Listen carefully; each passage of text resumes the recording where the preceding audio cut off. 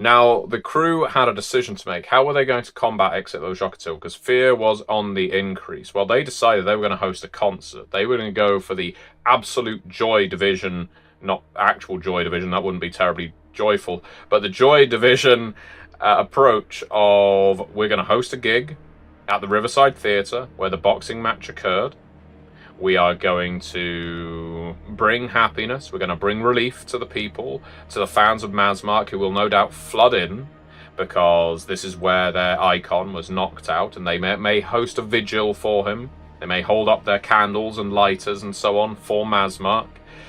And they'll play some music, some good tunes, while at the same time elevating their own standing, especially in the case of our Sphinx, Zayden Shaw, and his band Celestial Sphere, and Gene Tavers, our poltergeist and host of a public access horror show, as well as a YouTube spin-off.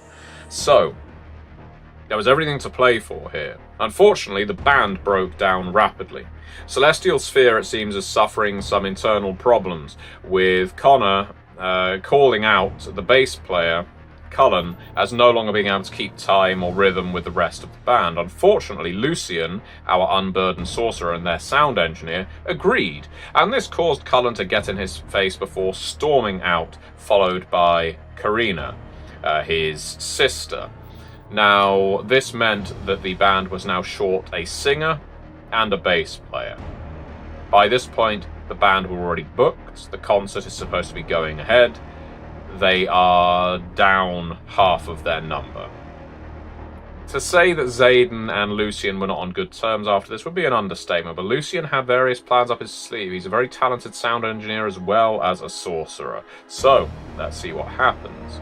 Meanwhile, Gene Tavers, our poltergeist, was set counter to his family's urges to spread joy and harmony and enthusiasm within the crowd at the Riverside Theatre, and decided that the best way of doing that would be to get in touch with some of the mavens of the cities. He knows one, Oscar Markstrom, who with his crew showed up. Oscar is an old vaudeville performer, and unfortunately, even though being booked to something of a warm-up act, failed spectacularly at the task while trying to impress Jean and Evelyn, our Gaki, Hungry.